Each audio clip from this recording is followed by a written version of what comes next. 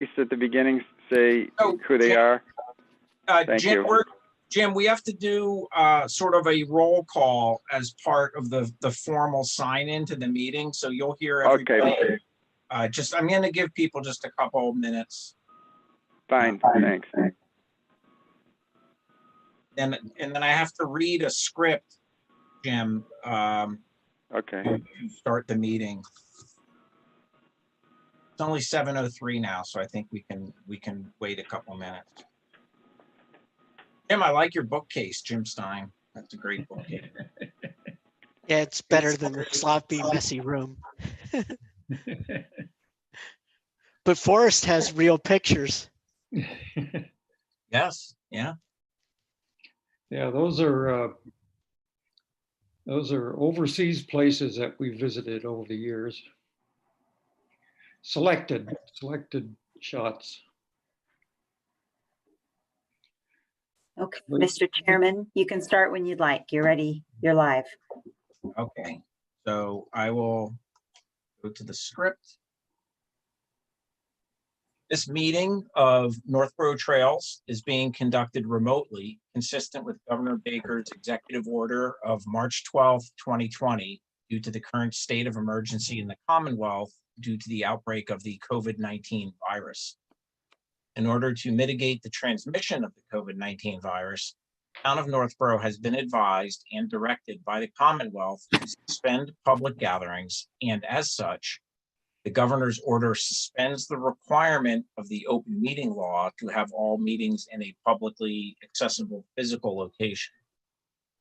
All members of the Northborough Trails Committee are allowed and encouraged to participate remotely.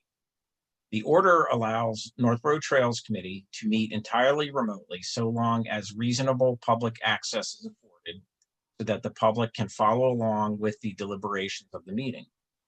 The public is encouraged to follow along using the posted agenda unless the chair notes otherwise.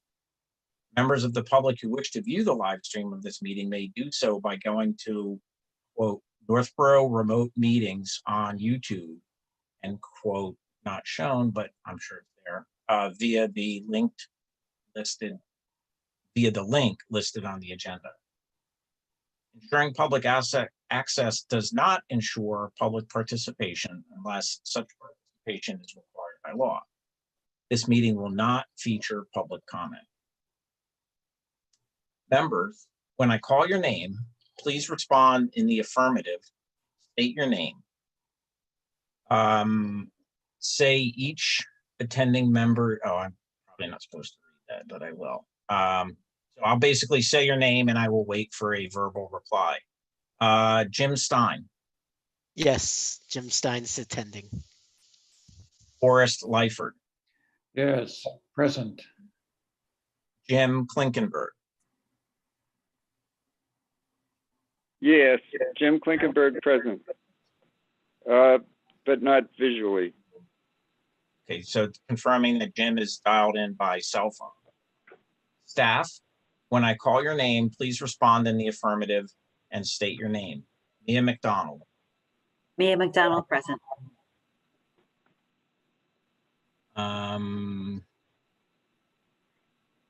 See, I'm seeing what these.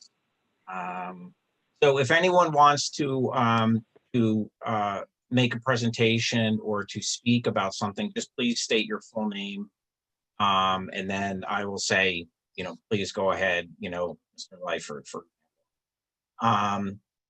if possible, just please keep your devices on mute when you're not speaking. And when you do have to speak, please speak clearly and in a way that helps generate accurate meeting minutes.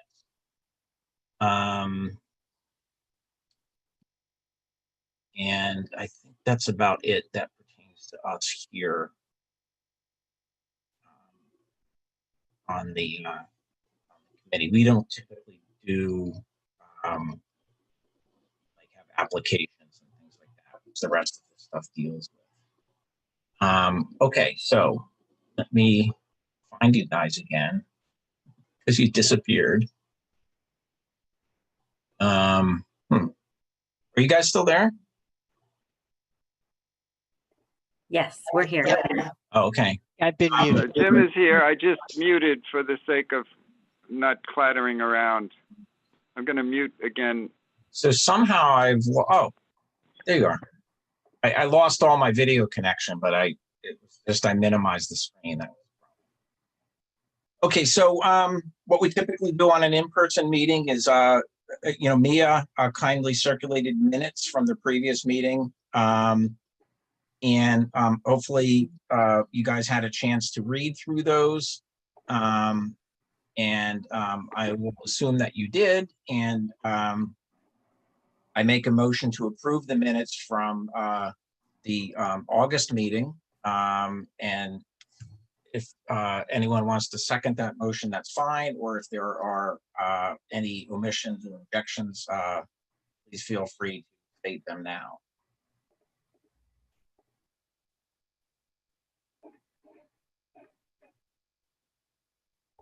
I'll second it if that's appropriate. Okay, thank you, Forrest. That's the August minutes there.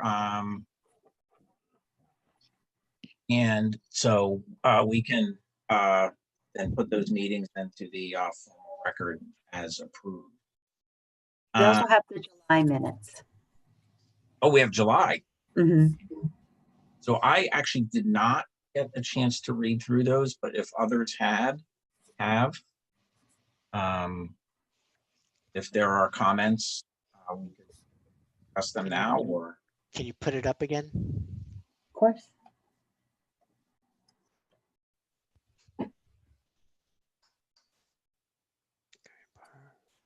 Can you see it?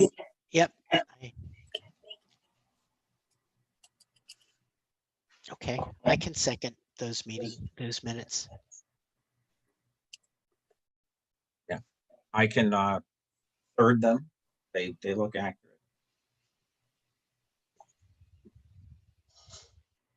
So if no objections, then we can also enter the July minutes into the record. All votes have to be done by roll call. Okay. So Bob Mahalik, Chairman, I approve of the July and August minutes.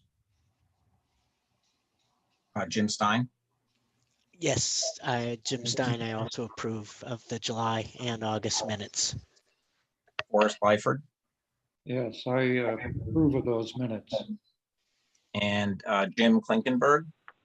I'm sorry, I cannot because I have not read those, but I have no objection. Really noted.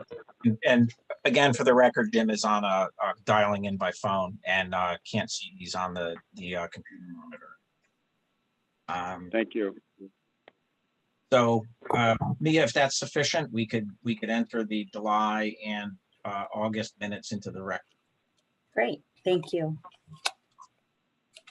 The agenda is pretty much the same month to month.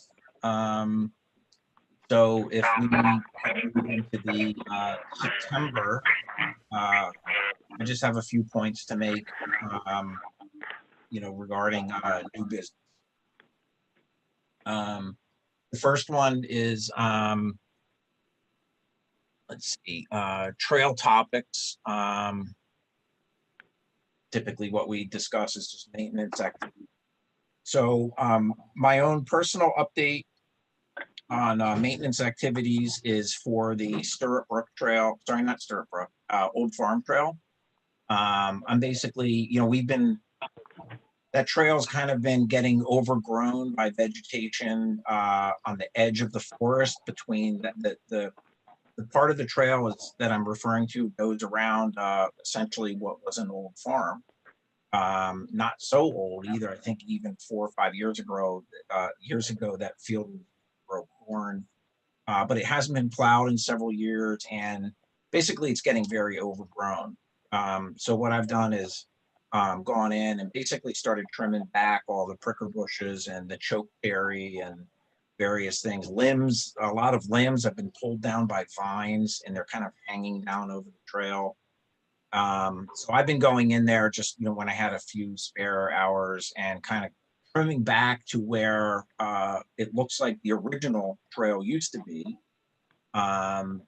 It's it's taking a bit of time. I'm not done yet. But it's nice. I found some artifacts in there. So some old milk jugs. They were from a farm. They used to collect milk. And lots of poison ivy and prickle bushes, like that. So, hopefully I'll get that done before the end of the year. I just kind of go in when I have some time. A lot of it is just work with hand clipper, cutting stuff back. And hopefully then it'll just, that's part of the Burroughs loop. And we've had discussions over, the past few months about, just trying to make sure that any of the Burroughs loop trail sections that go through Northborough are in good shape. And so that was one of the things that kind of, when I was riding my mountain bike through there, I was like, oh, wow, this really needs some work. So I've been going through there, trimming some stuff back. It looks a little bit odd now because I'm about a third of the way done, and there's this massive part that's still heavily overgrown, and then the part that I've cleared. And I wonder what people think when they walk along there now and they see all this clearing, and then wonder, like, who brought a huge machine in here? But it's just me with the hand clippers, basically. So that's a little bit of stuff going on. We have been talking with Mia about maybe getting some volunteers, some scout volunteers, to build new bridges on the Stirrup Brook Trail, mainly the section that goes from Route 20. I believe it would be heading south behind the high school and not going all the way to the aqueduct, but basically along there. There's a couple bridges right near Route 20 that are very narrow. They're hard to bring the mower in across. To mow that little meadow section of the Stirrup Brook Trail. So, Mia, I don't know if any scouts were interested in helping us out with that. The scouts that you met with last time, can you hear me okay? Yep. Okay. The scouts that did the Sparrow reroute, they said they may have some more hours. And so we did go ahead and put the permit in with the Conservation Commission. And so that's going to be on the agenda for next Monday, September 21st. And abutters have been notified. It'll be at the public meeting. So hopefully Conservation will give their blessing. But we don't have anyone lined up yet. I can reach out to that scout leader again and see if he does have more people interested. Okay. Yeah, that would be great. Because I think too, to go along with Chief Liver's, request to get an ATV to patrol trails, which I think is a fabulous idea.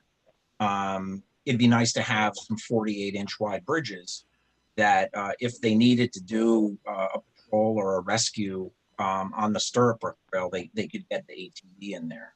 Mm-hmm. So hopefully we can, we'll get approved. And it's really just a replacement. There, it would be nice to make the very first bridge a little bit longer, because it would just make it easier, not just for the mower, but even for the ATV. There's a fairly steep little rise that happens as you're heading in. And if we could make the bridge maybe 5 feet longer, we could angle it up, rise. I think definitely for the mower would make it easier. Terrain savvy. It would also make it easier if there's an officer on the ATV. I was going to suggest that these don't have to be Eagle Scout projects. We could get, they can be lesser projects, like merit badge based things. So instead of it having to be this big massive thing, it could be simply replacing the bridge or adding another bridge beside it. Could be a complete project for some scouts. I mean, that probably isn't enough to be a full Eagle Scout project, but it might be some other thing. You're right, Jim. Actually, I think Mia was the intent, right? Just to get some service hours for the scouts, and maybe for a merit badge or something like that, but not, not a full blown Eagle project. That's right. And then, okay, so that was Old Farm cleanup I mentioned. So since we're on the subject of Stirrup Brook, I shared a link on the Northborough Trail Travelers Facebook page and also emailed some of the Trails Committee volunteers. I think it's called savebartlett.org is the website. And it basically provides some information, quite frankly, against, to be 100% honest, against a new potential installation of a trucking warehouse or trucking depot that would be installed on Bartlett Street, very close, in very close proximity to the Stirrup Brook itself and the Stirrup Brook Trail. But I just wanted to make everybody aware, you know, of, you know, the website, the contents of the website, the proposed location of this new trucking depot. And also, I believe, Mia, if I'm not mistaken, there's a meeting tomorrow night to discuss this. Is that correct? Do you know who it is? Is it the planning board? I think so, yeah. Let me check their Yes. website. Planning board is meeting virtually this Tuesday, September 15th at 5 p.m. Okay, According to the Save Bartlett website. okay. And I think that's just a forum for public comments and, you know, discussion on, you know, the, you know, so the wetland impact, the noise pollution, the air pollution from all the trucks, the truck traffic, those sorts of things that they detail on savebartlett.org website. Yeah, you know, I have mixed feelings about it. It took me a while to notice the big Iron Mountain warehouse that they put across the train tracks from Edmund Hill Woods. I don't know, like, if they chose the paint color very precisely or something, but it's almost hard to tell it's there. I mean, if you look at it, you think you're looking out through the trees at like a nice blue sky, but then you look a little bit more closely and you're like, oh no, that's the wall of this Iron Mountain warehouse. So it's not super unappealing visually, but you know, that's a different type of an industry there. These trucking depots. So there's a brand new one that they built a little bit farther down Bartlett. There's one right next to the aqueduct that's been there for a couple of years. And now there's this third one that's proposed. And I think everyone pointed you guys to the website, and also the Facebook members, you know, just to be aware of it and gather some information and see what you think about it. You know, I've walked through the area where they want to put it. You know, there's not a heck of a lot there. It's lots of pricker bushes and, you know, scrubby vegetation. But, you know, I saw deer droppings and places where deer have bedded down. It is right near the Stirrup Brook. You know, so it's, again, I think you just have to read about it and maybe form your own opinion. And I just encourage everybody to, you know, listen in at a minimum, listen in on the planning board tomorrow and see on it. Just for the record, it is a private group that's posting that. It's not the town, and the information on there, I looked at it and not all of it is accurate. So do use your own opinion and your own, you know, knowledge and just, you know, gather information, attend the meeting. Information is power. Yeah, absolutely. Yeah, that's a good synopsis, Maria. Mia, that's, you know, I don't want to, you know, bias people one way or another. Like I said, the Iron Mountain thing, I almost didn't even notice that it was there, and it's like right on the other side of the train tracks from the Goldfield Trail and Edmund Hill Woods. So, but yeah, read about it and see what you think. And that is a privately, I think some local residents who might hearing the backup beepers like that, they don't want it there, and that for sure. And if you have any project specific questions, feel free to call me. It did get through conservation. And so, you know, it took about 6 months. And so I'm very familiar with the project. It was a very laborious review process. So. Yeah, I was wondering about it too, Bob. When I read it, it's like, how is this really going to affect things? Is it going to be an environmental impact? Is it going to make the area look ugly? Otherwise, you know, do I want to stop progress? Yeah. was sort of split on whether it was good or bad. They did have to do a full environmental notification, endangered species review, conservation review, drainage, stormwater, uh, base flood elevation evaluation, habitat restoration. They've done like it was intense. It's a big project. It was a big review process. They triggered a lot of thresholds. So I think what I understand the current status is that it's in front of planning board for site plan review, and the planning board has requested a peer review for drainage and environmental impacts, which were part of the conservation review. I don't know if there's anything that like judges the beauty impact. It's like if they strip all the trees, I and it know. might not affect the environment, but it would look ugly on the far side of the stream. Mhm. That would be something I would be against, sort of. But if they could try to maintain trees and vegetation and stuff. I can say, that just I'm a very objective person. They're maintaining a 100-foot buffer because Okay. there's a minimum. That's the minimum. I confirm I think someone's tuning in. Let me just see if someone needs to be let in. But I confirm the wetland delineation. Oh, for some reason, my participants aren't. 1 second. It's Cheryl Devine. Cheryl's coming in. I confirmed the wetland delineation, which included the stream bank and the associated wetland. And the bank has a 200-foot riparian zone, and they weren't allowed to touch the first 100. So the closest they came is the 100-foot buffer off the stream. So I believe Cheryl just joined us. Are you there, Cheryl? I am. Hi. So sorry Hello. to be so tardy. It's okay, Cheryl. Mia, does Cheryl have to identify herself? Is it? We can just go ahead, Cheryl. I'm Cheryl Devine, and I'm late. Welcome, Cheryl. This is Jim Klinkenberg. Thank you. Hi. I have no image, but I'm listening. And I had more to talk about, about trails when it's appropriate. Right, Jim. Yeah, so I think, Cheryl, just to catch you up, we're just having a brief discussion on a potential trucking depot. That's a third one now going in along Bartlett Street, right near the Stirrup Brook itself and the Stirrup Brook Trail.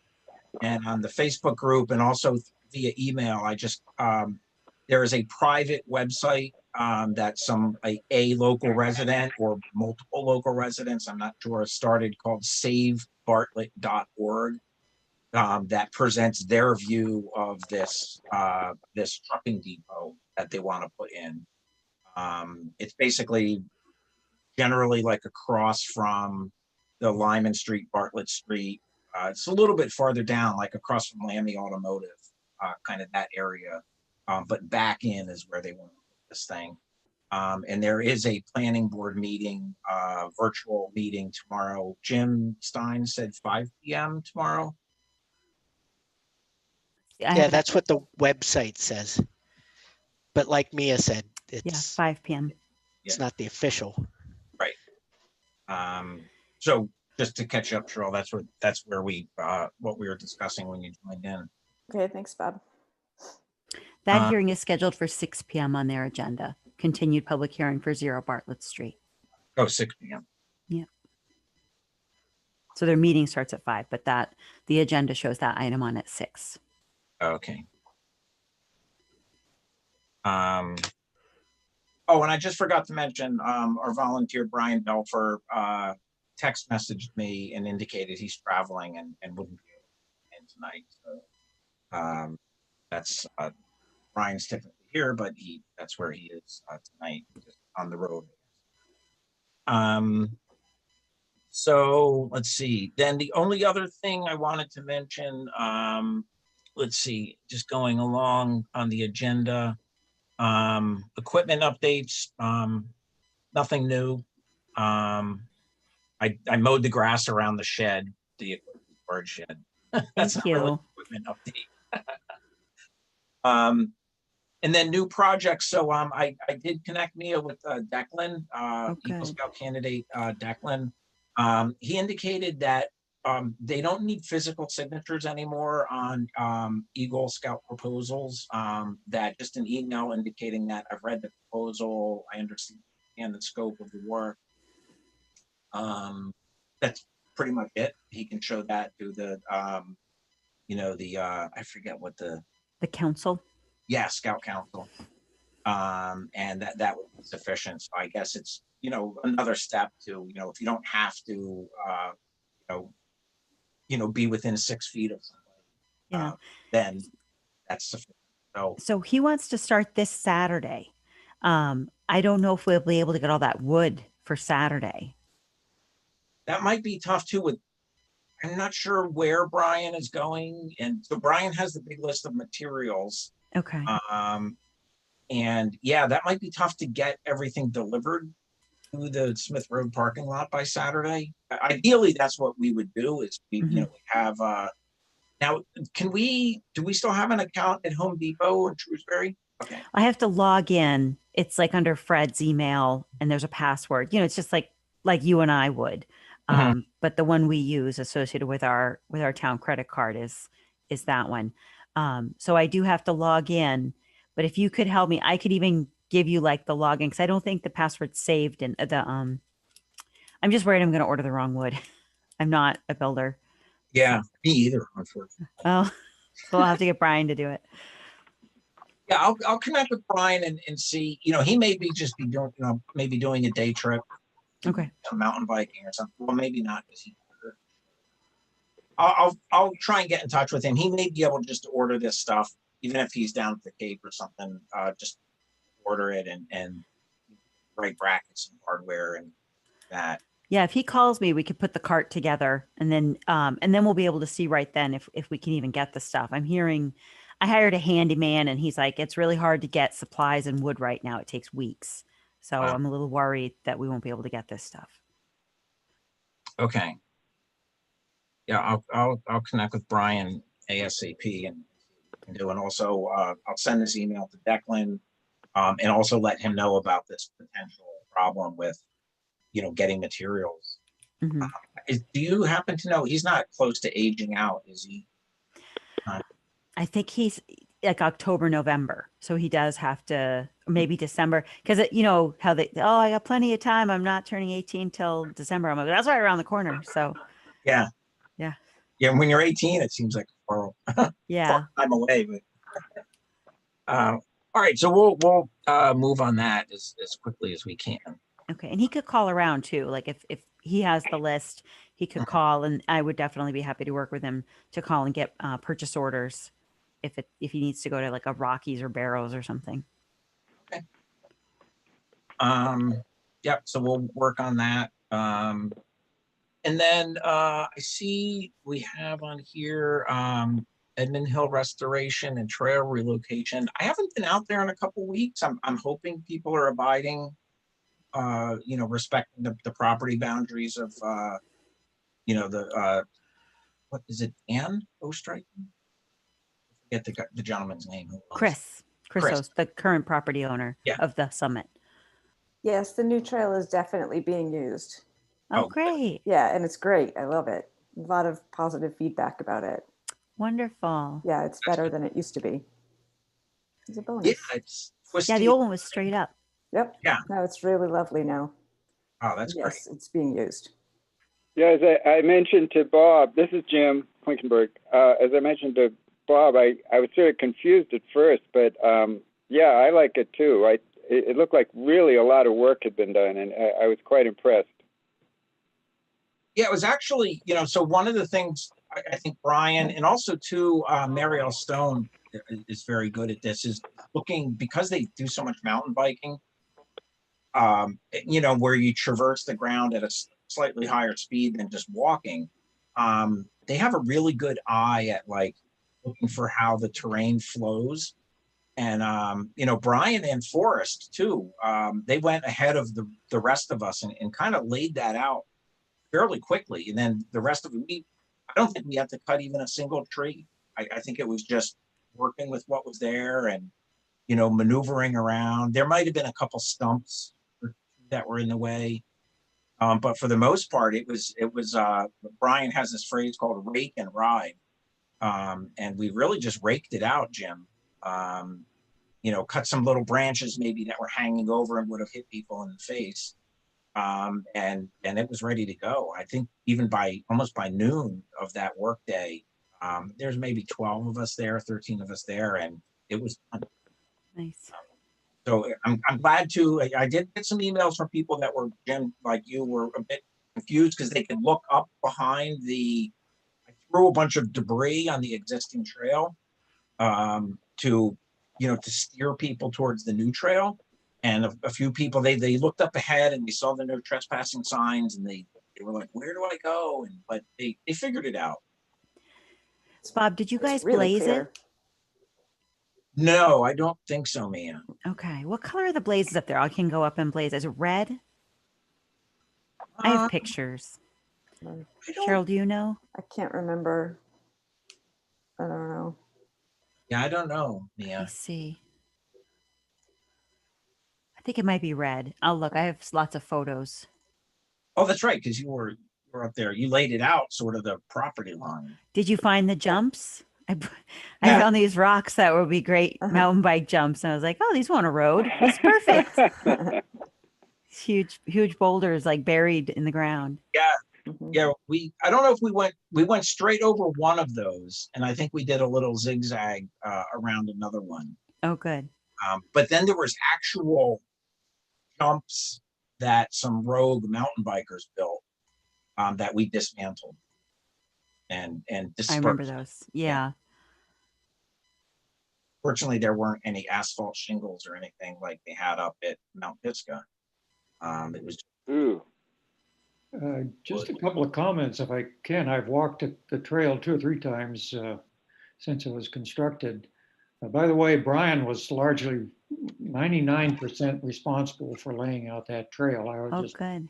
following behind. But a couple of points of interest. I was out there 2 or 3 days ago, and it was interesting. This is after the really heavy rains last week. And with all the curves and so forth, there's virtually no runoff on the trails yet. I suppose that could change as they get worn down, but that's good. Yeah. Also, I find the trail is very interesting in a number of respects. There's some sassafras. There's kind of a little grove of sassafras trees there. That's kind of interesting. And there's a cucumber magnolia up near the intersection with the other trail. And there may be some others out there too. So, some interesting, quite a few chestnut sprouts too. So it's kind of an interesting nature walk from my point of view. It's good. Yeah. Good job. Great effort. It really is great. This is Jim Klinkenberg. Hey, Jim. I was kind of confused by some like colored plastic tags tied to trees, and I didn't know if that meant anything. And sometimes they were different. I think there were at least 3 different colors, like pink and orange and blue. Does that mean anything? Was that recently? No, I haven't been there recently. Okay, so there used to be disc golf hung orange and blue. I hung pink for the new trail. And then 3-4 weeks ago, we ripped down all the disc golf flagging. Did you guys take down the pink flagging when you put the new trail in, or is the pink flagging still up? Still there. Still there. All right, I'll go up. I'll blaze what needs to be blazed, and I'll rip the pink flagging down, especially if it's getting used. It seems like people aren't getting confused. Yeah. Okay. The pink flagging was there to help people like see the new path. Yeah, we definitely used that during the installation, that we wanted to make sure we were on the public side of the pink flagging, not the private property. But yeah, so that's good. I'm glad people are using it. And I don't have all the details, but I know Brian was with, and I completely spaced out about this, but Brian met some scouts up at Mount Pisgah 1 or 2 weekends ago. And I'm not exactly sure what they did up there. They moved the Sparrow Trail. Oh, that's what Yeah. you were for. Yeah, they were doing it last weekend. Some scouts needed some service hours, and the Sparrow Trail was ready to go. We flagged that in the spring, but we just haven't been able to get out there to move it. That remember, it went straight up. We Right. moved it over straight up. So this is a new zigzag to avoid future erosion, and it looks really good. I visited it. They did a nice job. I'll have to go check that out. Mia, are there any update on the angry bees on that The little? angry Yeah. bees. Yeah, Forrest was asking, I guess his wife got stung on Edmund Hill, but we did Yeah. get reports from at least Oh. 2 people. One gentleman, there was a bunch of yellow jackets. Do you know so on Pisgah, there's the loop. And then that's something we have to get to later is there's this little trail that connects the loop to Sparrow Trail. There's 2 of them. If you come in from the loop from the parking lot and take a left, there's an entrance there. The first left is this old but illegal, not named trail. And then the second left is a second one, another connector up to Sparrow. The first one, the Conservation Commission decided last month they want to keep that one. People get lost on it. It's not labeled. It's very old. There's a lot of stonework on it. We use the heat maps to show that there's a lot of activity on it as well. It's one of the most used trails on Pisgah. That's where the bees are right now. I guess there's a yellow jacket hornet or hornet's Oh. nest, and it attacked a man and his wife and their dog and followed them all the way into their car. She ended up in the hospital because she's allergic to bees. I did call them as soon as I got the message and just said, "How is your wife?" He said she's okay. You know, she's fine. She's recovering. The dog is fine. He had to go to the vet, and even in the ER, they were shaking bees out of their clothes. It was awful. So Brian put something up on the Facebook page just for people to watch out. I guess it's just one of the hazards. You know, we didn't send an exterminator up or anything. okay. Thank God. But those are they're the nasty kind. The yellow jacket, the hornets. Mm-hmm. Yeah, Yeah, and they live in the ground, I think. they With a- can. Yeah. There's not necessarily like a big nest hanging from a limb that you could avoid. You just walk by and they sense the vibration and they attack. Mm-hmm. Yeah. And another couple people commented on Brian's post that they had also been chased down the hill, but I haven't heard anything recently. So maybe the rains washed them out. So Mia, we were tasked with possibly naming this trail. Yes. If you want to have that discussion, we're working on updating the maps, the Conservation Commission. And so that is one of the trails. So the first left there coming from the parking lot onto the loop, you take a left at the fork for the loop. Then your very next left actually brings you up to Sparrow Trail. It crosses Howard Brook. There's a lot of nice stonework in there, and it's extremely used. We used the Strava heat map data layers, and it was one of the most used trails on the hill. So they want to keep it. They want to get it on the maps and label it. And then that second left does dart into private property. So we want to try to close that one off. Okay. Yeah, so you know, it's nice to to have the opportunity to name a trail, and I would defer to Forrest on. I think years ago, Forrest, you put a bunch of not historical, but there was like a nature walk up there with those nice posts that were in the ground that had plaques on them, and Yeah. maybe we could come up with some historical name for that connector trail. I mean, we could name it the Forest Trail in your honor. Yeah, with one R, the Forest Trail with one R. Yeah. There ought to be there's probably some historical name or feature or something out there that we can use. Yeah, because Mensner, right, is, I guess, I don't know where that name came from. So that used to always be thought part that- of, oh, go ahead. I thought it was the farm that was there on top of Pisgah. It was I could be wrong, but it's the Whipsanucky Hunting Lodge originally, and then it was a Girl Scout camp. Hmm. So Whipsanucky's a hard word though. I don't even know if I'm saying it right. Oh, Brian's coming. He's coming into the meeting.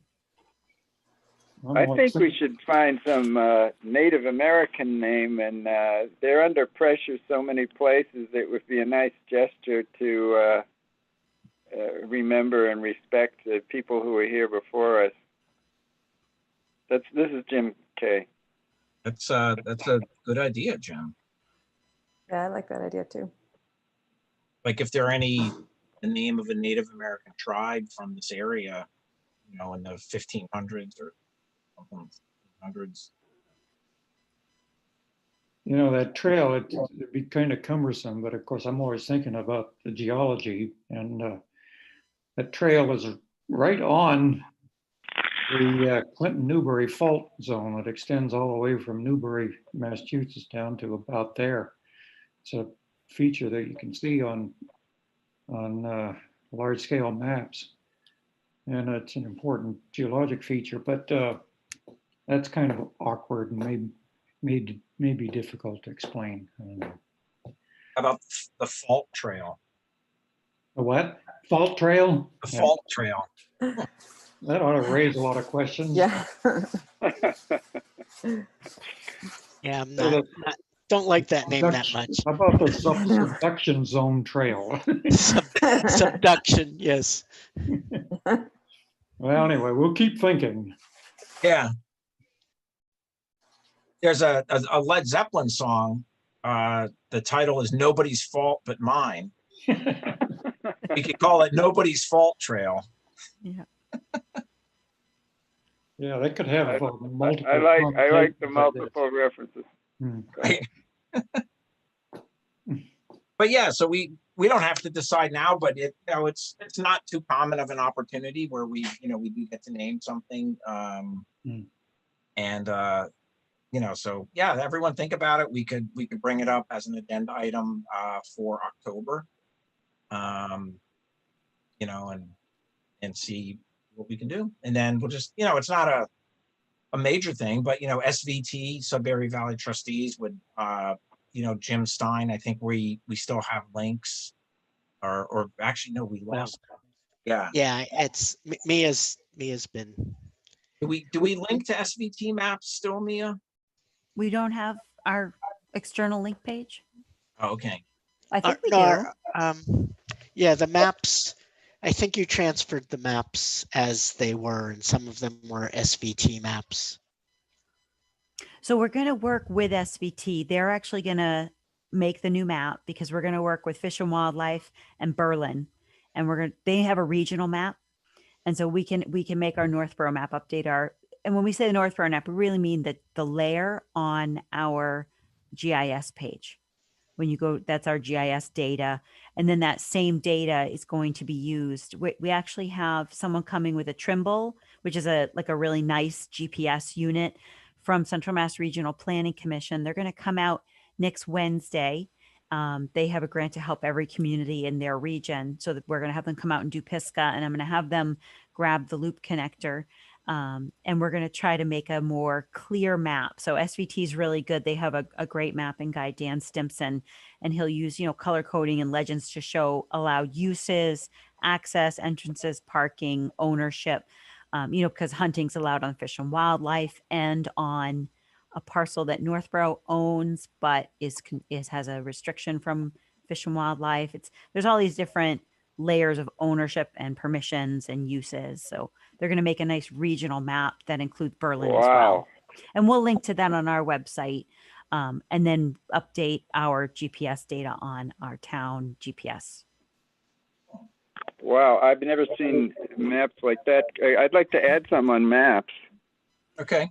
This is Jim Kay. Yeah, the best maps I've seen of any like nature places in Massachusetts were put out. I don't know if the group is active, but when my wife Wendy and I were dating, we sometimes went orienteering. Uh-huh. And there's a club that was called NEOC, New England Orienteering Club, and they put out maps at a whole bunch of like state parks and reserved things. And way back when, before Google Earth, I mean, they would even hire planes to take pictures. Really? And they would make maps with like any boulder that was like, I don't know, more than 6 feet high appeared on the map. I mean, they just did amazing jobs with details for the orienteers. Let's see. They still have a website. Oh, that's good. Oh, okay.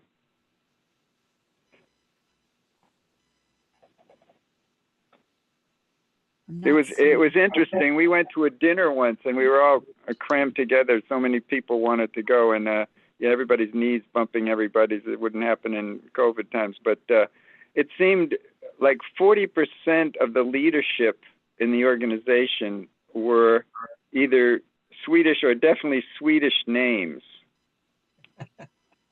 And Klinkenberg's Norwegian, by the way, but you know, any Scandinavians are fine with me. But go ahead. I was just saying that the Scandinavians they love their outdoors, you know, they just year round, rain, ice, snow, it doesn't matter. Yeah. There's two concepts that I'm sorry to take up meeting time, or call me up if you want to laugh. So maybe I'll skip it. There's two concepts that are totally non-Norwegian. Maybe I'll just skip it. But I also wanted to talk about other trails. And personally, I've hurt myself, and my back has been giving me a lot of trouble. And I think it was because I foolishly ran, well, it was on the Birdsong Trail, but you know, which has some ups and downs, but there were a lot of footfalls that were right onto stone or roots. And I only ran about 12 minutes, but I don't usually run. I'm just hiking. And then I skipped a day, and then the next day I did it again. And it was after that, I did have some back issues before, but it really flared up. So I'm trying to take care of myself with that. But I noticed so many of the trails are so heavily eroded. I mean, it's good that they're getting more use, but I wondered about this idea. Maybe we could shift on some of the popular trails. I always use Old Farm Trail the most. And anyway, if the trail path could be shifted around extra, you know, bare roots or rocky zones or something. But yeah, there's definitely there's a lot of compaction. You know, the dirt compacts and the rocks don't. And then you end up with these surfaces where you're essentially, and I think I know the exact section of Birdsong you're talking about, where it's pretty tricky. I mean, it's tricky even just to walk through that section of Birdsong Trail. If I'm thinking about what you're referring to, it's kind of almost closer to the Assabet River than it is to Route 20. But yeah, it's some areas we can't shift them, Jim, because especially that some of the areas on Birdsong are very wet, and like you know, I think there's like 6 bridges between the Assabet River, right, and like that first, you know, maybe the first higher part of Birdsong Trail. You know, and it's still wet even now, despite, you know, this drought that we're in. So yeah, it's kind of tough. I think in some spaces we have a fairly narrow corridor where we're allowed to have the trail go, and there's not much room. You know, we were successful at Edmund Hill, you know, with this. Essentially, we were forced to reroute the trail, but you know, like Forrest mentioned, you know, we did have some heavy rains, and he didn't see any signs of erosion. That's good, because that trail that we cut short and went into the woods. I mean, that thing was a stream. Whenever it was raining out, the water just went straight down that, you know, washing away. And you could see down at the bottom of the Edmund Hill Trail, all the silt that would get washed down. It was almost like a little beach down there. Sort of along that line, the Summit Trail was pretty much a straight shot downhill, and there's, you know, it serves as a stream during rainfall events. You might consider putting a few bends in that to, you know, reroute that slightly, just so that there isn't a straight shot downhill. Something to consider anyway. Of course, the section that goes down towards the senior center. Yes. Yeah, that's absolutely. It looks like a stream bed. Yeah. The only thing missing is the water. Yeah. Yeah, I don't know. I don't know what the appetite would be. We might have to kind of leave Edmund Hill Woods alone for about a year, maybe, before asking him to do anything else there. Yeah. I did see this technique though of building water bars. Basically, what it consisted of is there you can buy these kits for your garage door, and basically what it is, it's a big long strip of rubber that you can. The idea is you attach it to the bottom of your garage door if you're getting rodents running into your garage and things like that. Well, what some people did was they got say you have a trail that's 8 feet wide. You get an 8-foot piece of, say, 2x8 pressure treated lumber. On the narrow part of the lumber that dimensionally is about 1.5 inches wide, you get a router, and you cut a groove with the router that you can then put this rubber garage door strip in, and then you basically you embed that in the trail on an angle where the wood is almost completely buried in the ground, and the only thing sticking up is this rubber flap. So bikes can ride over it, and the flap just folds over, and if you happen to stub your toe on it, it's not like you're kicking a board, it's just rubber flap. But when water comes running down the hill, then it very successfully diverts the water off to the side. Some people have made them in the years with, if there's a business closing down and they had a rubber conveyor belt, you could use old conveyor belts to do the same thing, and those are a bit tougher. And then there's just a traditional, just kind of stack rocks up on an angle. Go off to the side of the trail, find rocks. And up at the Doyle Conservation Center, I took a class on sort of the proper way to do that. You have to do a bit of digging and sort of bury your lower layer of rocks in first, and then you put another layer up. But the general idea, whether it's a conveyor belt or a garage door strip or something, is just divert the water so it doesn't go from top to bottom, carrying all the dirt with it. There's definitely some areas at Mount Pisgah that could use that. Edmund Hill for sure. Birdsong, that part of Birdsong that I think you were talking about, Jim, maybe where you hurt your back. I think that's just compaction. I don't think that's really, which is going to happen. No, that's what happened to my spine and my sacrum or something. Right. Yeah, you compacted your disc. Cedar Hill Thank could do you. that too. Little TLC. Yes. Oh yeah, that's a good one too, Cheryl. That one's really that's really bad. That little trail. Mhm. That's a tough one to go up and down.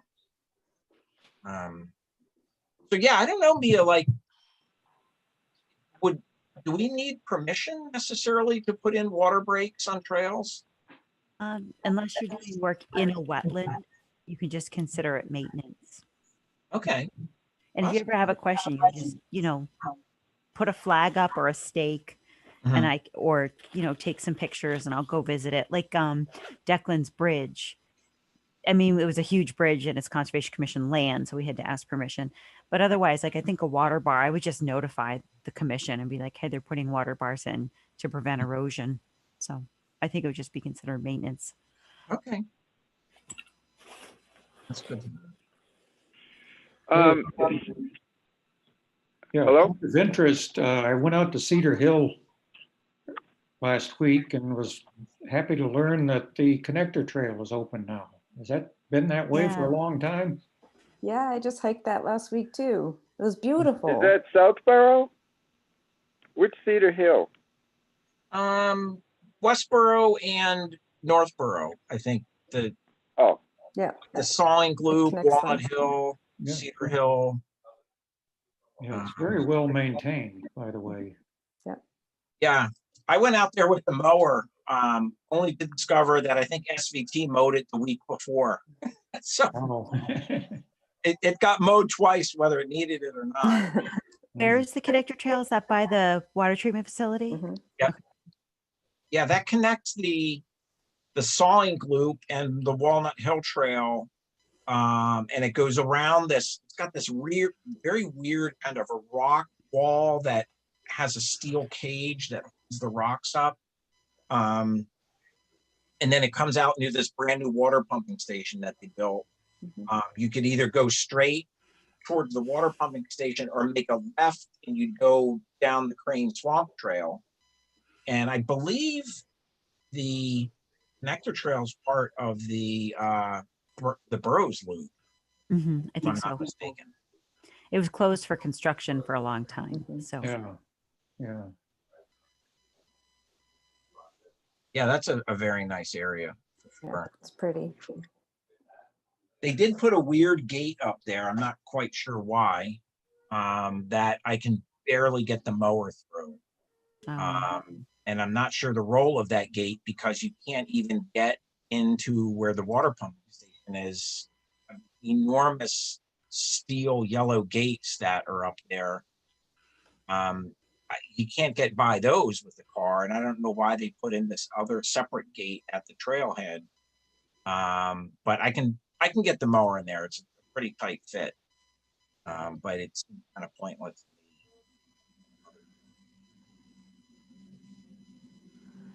Thank you for reminding me. I haven't been over in those sections for a while now. Yeah, you should go. You should head over there, Jim. Yeah. Especially the summit of Cedar Hill. There's a nice little bench there. There's a kiosk that usually has some information on different birds and things like that.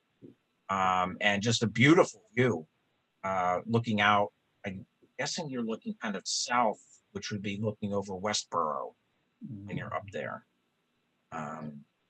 But yeah, it's a spectacular area. It's big too. I think it rivals Mount Pisgah for acreage. 2,000, 2,500 acres, something like that. Wow. All right. Well, Mia, do you have anything else you wanted to discuss? I do. I just want to share something. Let Jim go. Oh, sorry. Yeah. Well, the trails I have been walking, which most recently just kind of near to me, and anyway, or wherever I go, the Burroughs Loop thing confuses me because I've been on a number of different sections of it, but I'm surprised, like when I meet other hikers and say, "Oh yeah, this is the Burroughs Loop," because it sort of pops up in a lot of places. And with a friend, I hiked almost 2 hours along the Sudbury Reservoir, even though it's not near Sudbury at all. It's basically in Southborough. And there's a trail that's above the shore there. Anyway, all very nice. But what I've seen that's a problem for me, now that I'm a grandpop, all the more my wife and I are scrupulous about, using a mask and keeping distance and so forth. And a lot of people using the trails don't realize how narrow they get. And they're not thinking of bringing a mask with them. I don't know if it's legal everywhere to put up a sign. You may want to bring a mask. Some places the trail is narrow. I usually call out to people and let them know I have a mask. Sometimes there's bikers or runners, or they have to breathe. Okay, and I step like 7 feet off into the woods or something. But even today, more often than not, like say there's a couple and they're walking the dog, and maybe they don't expect to see anyone, but it's kind of a bother because, you have to kind of scramble away. But I'm glad people are, like right near Boundary Road, there is a sign about the mosquitoes. I don't know how many places that is up or on the ground very visible as you come from the trailheads. Does anyone know? You mean like for Triple E? Yeah. Oh, I don't think I've seen any of those signs. Yeah, that was put up last year. There's one on the farm trail Oh, near Boundary Street. wow. I don't That's know if right. it's still there, but that's where I've seen it. Yeah, I just saw that today, Yeah, which is a good reminder. I had a similar experience, Jim. I think a lot of people maybe think, okay, I'm outside, I don't need my mask, and if I'm Right. not doing maintenance or I'm running the mower or something like that. In general, I think people are cognizant. It's almost like they seem surprised when they see somebody else, and then I've had people almost like jump off the trail to create 6 feet of distance, and then I'm like, oh, okay, thank you. I'm just walking through with the mower here. So yeah, I kind of think it's sort of both things that people know what to do when they encounter somebody, but they don't expect to encounter somebody. So you kind of have both dynamics going on. I've also seen people walking towards me and they have a mask around their wrist and they just put it on and they keep going. Yeah, I like to see that too, because if I'm getting short of breath, I always have it like hanging right at my neck or something like that. Yeah. So most people I've seen have masks with them and they'll loop it up over their ears when, and I'll do the same, when we go by each other. Yeah, that's the place I want to live. Yeah. But yeah, some people just don't have it with them and aren't really aware that it's a thing and stuff. So, but I do what you do. If I see that they don't have a mask and they're not going to step off the trail, then I step off the trail. Right. You have to. And let them go by. And, I usually say something, thanks for hiking or, whatever. Yeah. But yeah, well, hopefully it won't be too much longer. And I don't know when a vaccine's going to come out, 2025 or something. Less than 5 years. Yeah. But yeah, it's definitely a thing. I think most of it has to do with people being outside and not necessarily thinking they're going to see. Yeah. Well, it's great to see, like Labor Day itself. There were so many trailheads that were just stuffed full of cars and trucks. You could drive around for half an hour to a whole bunch of trails, and everybody was out. It was wonderful. Yeah, it's good to see. We have almost 900 members on the Facebook site. Wow. 873, something like that. I just happened to take notice earlier today when I put that link up for the SaveBartlett.org website. And I was like, wow, 873.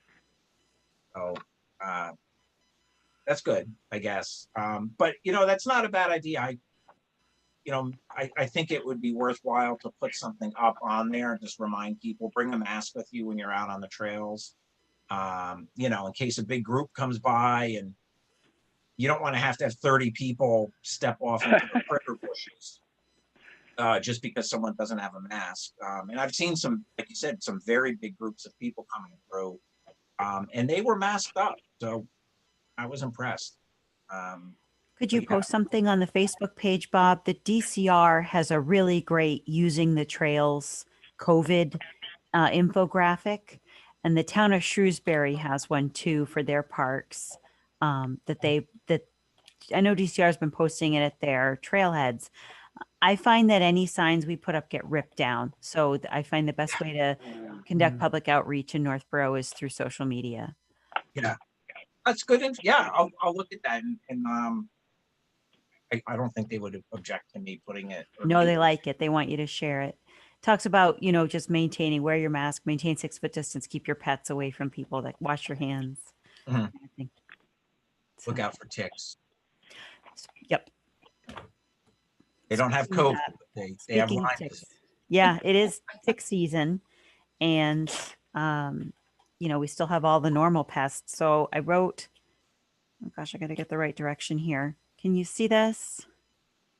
Yeah. It's the size of a credit card. It's called a tick ID tool. You keep it in your wallet. Wow. It comes on a handy dandy little card. If any of you want one of these, just email me with your address and I'll stick it in an envelope. This comes right off. This is the card you keep in your wallet. It's a wallet card for a tick ID tool. And even I've heard from the person who gave it to us, it's from UMass Extension, tickreport.com is out of a UMass Extension. There's a little circle right here that you can actually use to remove the tick.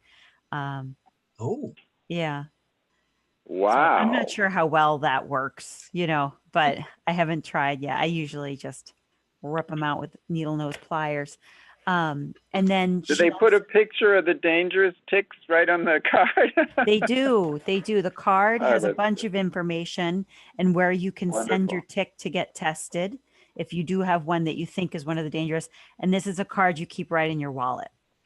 And then she gave us way too many of these signs. So these, I think I would like to put in kiosks. They screw in top and bottom. So I'm going to bring a drill and just screw them into some of our kiosks.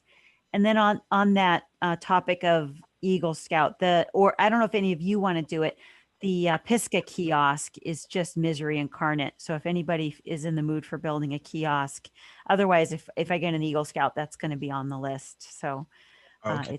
the plexiglass is bent and scratched and beat up, and we're trying to increase our information out there. So Wonderful. yeah. Thank you very much. But are you okay with me putting these signs up on the kiosks? Oh, yeah, absolutely. Okay. They look official. I think people won't rip them down, especially if I screw them in. Yeah. And I think too, like you said, I think people with all the COVID talk have kind of forgotten that, there still is triple E and Lyme disease, all those other fun things are still here too. And it's always good to be aware, don't forget to check for ticks and, or, light colored clothing. I've had really good luck. I don't know if you guys have tried this stuff called permethrin. Mm-hmm. I think it's an extract of chrysanthemum flowers. And you don't put it on your skin. What you do is, get your favorite hiking pants and hiking socks, and you drench them with this stuff. Like use a whole bottle for a pair of socks and a pair of pants, and then you let it dry. And then you wear the stuff, and it survives several laundering processes, 5 or 6 laundering processes. It's pretty persistent. It's not that expensive. And I've seen ticks crawling 4 or 5 inches Great. on the pant leg, and they just fall right off. I guess it's the odor. I don't know. I don't think it's a toxic reaction. I think they just don't like element or something like that. Walmart sells it. It's in a yellow spray bottle that's kind of like a rectangular spray bottle with yellow plastic and black lettering on it. It's like $7. And so I just have, a couple pair of trail work pants and trail work socks, and I drench them with this stuff, once or twice a year, and knock on wood, no ticks. And I'm out like this old farm rehab that I'm doing, tearing the brush down. Like I'm in the prickle bushes and the chokeberry and the vines, and this one guy came walking by and he's like, "Oh man, you're in tick country out there." And I told him about permethrin, and he's like, "Oh, I got to try that." So just as a, it's like I said, the important thing is don't put it on your skin. I don't know what would happen if you did, but it's meant to treat clothing. Definitely worth a shot if any of you guys are finding. I started about a year ago with permethrin, and I haven't had to. At the same time, I bought a case of bug spray because I was using so much bug spray, and I don't like that I'm using so much bug spray. So I bought the permethrin and treated some garments, and I still have the case of bug spray. I haven't had to use bug spray this year. They just leave me. I've treated. One can will treat socks, pants, and a shirt. Mhm. So I have a lightweight long sleeve shirt with a hood. I also have a gaiter. It's called a buff gaiter, and it's treated. And those are nice because they work as a mask. But if during black fly season, I can just pull it right over my head. I treat my hat. My hat's always treated. I wear that to shopping sometimes, and it's bright orange. But the permethrin's great. The one can lasts 6 to 7 washings. You can also buy clothes called Insect Shield is one of the brands. it's industrially treated. There's also places you can send the clothes away to be industrially treated, and those are good for up to 40 washings. And so I Wow. did get some lightweight insect shield pants from Duluth, which Duluth isn't selling them anymore, but I did get them, and it's been over a year and there's still no ticks. I haven't got, and I'm a tick, like when I used to hike, I would get a dozen on Mhm. average. I used to carry a bottle of alcohol and I would just put them all in there. There was too many. And I got Lyme disease. So Oh, yeah. Ah. So it was time to spend the money and get the industrial treated clothes, and it's really working. yeah, it's good stuff. I think it's underreported how effective the permethrin is. Hmm. Can we back up a few lines? You mentioned that you could use a kiosk at Pisgah. Pisgah. Yes. I couldn't remember if there was one up there or not. There You is. know, It's kind of fallen apart. the one on the canal trail in the Yellow area, that's essentially superfluous at this point because there's already one there. Wouldn't be too hard to dig that out and move it. That's a great idea. I mean, it was built by a Boy Scout, but maybe we could acknowledge, his effort some other way rather than. I think there's a little plaque on it, but maybe Yeah. just a post there would be satisfactory. I think it could be dug out fairly easily. It's held. I was there when they built it, and it just has some cement around. I think we could probably dig it out and move it, or I can pull out the F. Lyford plans for for kiosks, and we can build another one. I think we used to figure about $200 for. I was gonna say about a tenth of the price of the professionally done ones. What was that? About a tenth of the price of the Yeah, ones that the contractor does. yeah. Well, they've held up pretty well. The one near the senior center was the first one that was put in, and that's been there for 10 years. Yeah, that's in good At shape. least 10 years, and it seems to hold up pretty well. So, It does look good. yeah. Mia, do you think that we would need the Chapin Canal kiosk for, are we gonna do anything in the Chapin Canal with the loop around the meadow? We should maintain it. We should mow it. Yeah. It's in. The Boy Scout put it in. I was just out there. It's very overgrown. Oh, okay. Yeah. So if you feel like mowing it, I will for sure. did any of you take the map out of that kiosk? It is out. It's out. I didn't do it, but I noticed it was out. Yeah, I think the neighbor took it out. I just haven't been able to. I mean, I have a map, but I was usually when we order them, we order a few, and we were waiting for the Pisgah maps. So right now that kiosk is completely empty, and it Yeah. had some historical pictures in it too, but they're all gone. And I don't know if that kiosk, a couple kiosks you need a drill to open, and some of them have the latches. I don't know what that one is. That might- might be a drill. I think it's a drill. I think someone brought a drill out and took everything out of that kiosk. Okay.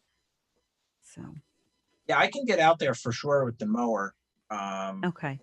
And then But we can put that map in the other kiosk. Though Right. it's, like 100 feet away. yeah, I don't think it's a bad idea to try and move that one then. And just I'll put it in the back of my truck, and probably what we can do is dig it out, break the cement off of the posts, and then just bring the kiosk up and re-cement it in up at Mount Pisgah at Smith Mhm. Road.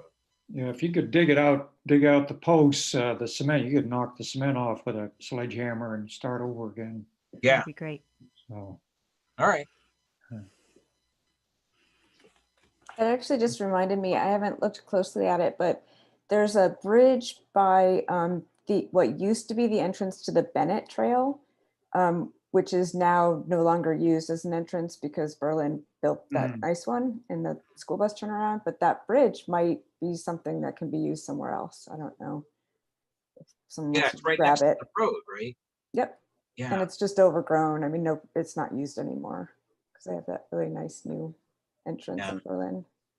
Yeah, it's always good to know. We could maybe pull it out and even just put it behind the shed. And then if we need it somewhere, we'd have it. Yeah, I think we'll take a look at that. Mia, did you want to discuss the Yes, the open public space plan? forum. So there's a public forum this Wednesday. We're looking for feedback on we had our survey. We're going to review the survey for the open space and recreation plan update for the town that's currently underway. It was supposed to be done by now, but COVID slowed everything down. So we're going to continue on now and have our public forum where we try to solicit public feedback. And some of the questions are going to be, what are your most used spaces? What are your areas of improvement? We're going to use the feedback. The Open Space Committee is going to use the feedback to move forward on the creation of their finalization of their goals and objectives for the plan. So if you can come to the meeting, your input would be very valuable. If you can't, you can also submit written input too. If you want to watch the YouTube video, if you can't make it that night, you can watch the YouTube video later and submit an email. Okay, so they want, it says, please RSVP to Sarah by 5 p.m. tomorrow. You can just come. She and I thought I was supposed to do the outreach. So I started the outreach with just a Zoom code. And then later she created this beautiful flyer that's much nicer than mine, that said with an RSVP. But she's like, so to prevent bombing. I'm like, well, I think I ruined that by advertising the Zoom code everywhere. So it's on the Open Space Committee website. The Zoom code's right there. And then the meeting is on the 16th. This Wednesday from 7 to 8:30. Yep. And what sort of things do people historically bring up? Like, we need more ball fields or less ball fields, or? Yep. So I think sidewalks are going to be the big topic. People want to see connectivity between the spaces because it's recreation as well. So connectivity to our existing parking lots. If we need new parking lots to access our recreation, people are going to bring up pickleball. Pickleball is a big need in town. So, I don't live in town, so my opinion doesn't count, but I would love to see an accessible trail. I think that, we have these gorgeous trails and we're upper middle class town. I think it's time to provide an accessible trail that everybody could use. So. Yeah. Especially, we've got an aging population. The senior center is saying that the seniors in town are going to get over 10% pretty soon.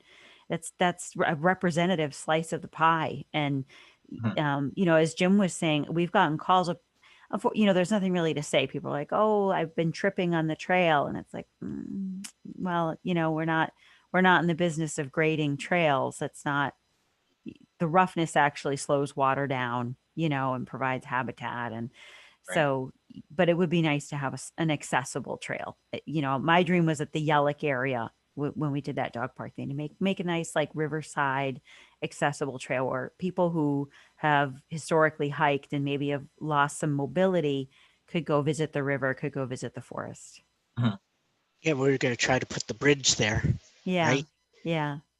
And that could still happen someday, but it could happen anywhere. It could be along the aqueduct. It could be, there's lots of spaces, the back of McAfee Park. There's places for accessible trails, and that accessible trails will also provide like a bike route, not a mountain bike route, but like a little kid bike route. Yeah. Yeah, I've often thought there ought to be some options near the senior center. You've got parking. The only problem is there may be too much topography there. I don't know. There's an there's existing that walk path. around the ponds that's kind of neat, and I don't know how long an optimum trail would be, but that would be at least the start of one. That would be a wonderful place. Yeah. To get in there and do a little grading, put down some the pea stone and sandstone, like a sub base. And so people could get down there with a wheelchair, visit the pond. You can base it on time it would take to walk it, like half-hour walk, hour walk, whatever that length is. If you're mobility impaired, you don't want to go on a 2-hour hike, Yeah. You just want to get in the woods. An hour's even long. Yeah, maybe 15 minutes. Yeah, definitely the senior center, even what was going to be the fourth and fifth hole of the disc golf course, right? Kind of near Barefoot Road and where the train tracks are. There's a little section of forest in there that pretty flat. There's a couple little ponds there. It's a great idea. But there is some grade there. Getting back up the hill towards the senior center may exceed the ADA grade limit. Mhm. Hmm. But yeah, I always thought, I mean, when we first were presented with the option of opening up the aqueduct for recreation, I mean, I think we had some discussions that could we pave it? You know, kind of like the Marlboro Rail Trail thing, you know, could we just pave the surface of the aqueduct, at least for maybe the part along Bartlett Street, maybe, or Yeah, that, but that's Oh, a the great idea whole- too. You mean the aqueduct trail? I thought you meant just the bridge over the river part. no, well, that, I mean, that is paved. But yeah, you know, like the part behind Stirrup Brook where we were talking earlier about where they're going to put in the trucking center, the truck depot thing. But you know, that's a beautiful flat stretch, basically from Bartlett Street to Bartlett Street. You know, where it Mhm. crosses Bartlett twice. That would be fabulous. Yeah, Part that's of a it great goes idea. through what is it? NISA, Massachusetts Endangered Species Act or something. There Yep. is a part there that, despite the fact there's a big trucking warehouse right there, there is a part that still has some endangered species. I don't think we pave that. But yeah, I think it's definitely McAfee Park is nice because there's a back loop. There's the paved loop at McAfee Park, but then there's a part that's grass that kind of goes down along the Assabet. And then the other side of the Assabet is the Westboro Conservation Land. Mhm. But then it loops around, and then it could actually come back up towards where the kiosk, not the kiosk, that little building there at The gazebo. the gazebo. That's it. I couldn't think of that word. Yeah, it comes back up towards where the gazebo is. So we could almost think of adding. There's that 1/3 of a mile paved loop at McAfee, and we could add maybe even another paved loop that goes kind of through the woods there. So that brings me to my last bullet for tonight was the CPC applications are due in November. So I need to bring an application to your October meeting for your approval. So what I'm hearing is there is support for the accessible recreation department is also looking to put in like a bike loop accessible loopway. So I may move forward on that with her. She suggested the back of McAfee. Oh, excellent. The same place you're talking about, Bob, is putting a loop in there. So she and I, Allie Lane, she and I might work together to put together an application. Would Yeah, you guys have any idea? Like, would you be in support of that, not in support of that? I Sounds would good. support that. Definitely in support. I think it makes sense at McAfee Park where there's already the skate park Mhm. and people on wheels. And parking. Yeah. Yeah, and you know, on the flip side of that coin, Mia, I didn't really have any larger projects in mind that would require funding. I don't Okay. know if any other volunteers you know, did. I think we still have quite a bit of money from our application a few years ago Okay. that we can use for, you know, lumber, and we bought that beautiful mower last year with it. But you know, so we have funds available. But if anyone, you know, I have old templates that I wrote, you know, that got approved. If anybody has an idea of things they want, whether it's like for signage or something like that, you know, I can send you an application. All But right. yeah, I didn't have anything necessarily for this one cycle.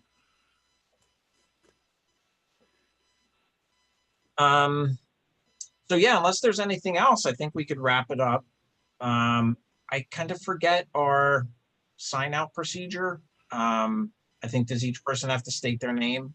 Yeah, just a motion to close, second it, and then roll call to close. Okay, well, I'll make a motion to close the meeting. Second, Okay. Motion approved to close the meeting, and just do a roll call of attendees. We can start with staff. Mia, Back Yeah, you can unmuted. close it. Oh, You don't have to worry we about have, me. we have to say our names that we're Yeah. here. Yeah, I don't get to vote. Oh, okay. So we'll close the meeting and just do a roll call to close the meeting. My name's Bob Mahalik. I'm the chairman of the Trails Committee. Forrest, Am I supposed to sign off? I If just you're- state your name. If you're in favor of closing, just say your name and aye or Okay. no. Forrest Lyford, I'd like to say hello to Brian Belfer and then also Goodbye. bye to Brian. Oh, welcome. Brian Belfer, aye. We can close the meeting. We said lots of good things about you while you weren't there. Cheryl, Cheryl Devine, let's close the meeting. Jim Stein, Jim Stein, aye. and Jim Klinkenberg. Yes, but people, please look at all the mushrooms. I've never Yeah. seen Are they more. out? Oh my gosh. Oh, they're everywhere. out all over the place. Mhm. Between Boundary Street and the picnic table. Well, this was a while ago, but I counted 56. I call them sightings. I don't count. Wow. I only if they're near each other and they're cousins or something. I don't count them. I mean, like so different mushrooms. I mean, they're all around in the woods these days. Nice. All right, well, just be careful what you eat there. No. Do you know? Bob and Mia, do you guys Okay, have like I 5 minutes approve to just of catch me closing up the meeting. on Thank everything I you missed? all. Hmm. Yeah, Brian, I can hang on, Brian, for a Yeah. little bit. Mia, could you stay for 5 minutes just to fill Yeah. Brian in? Nice. Okay. Anyone, meeting's closed. Technically, anyone who wants to sign off can. Bye, Cheryl. Bye. Nice Hello. seeing you all.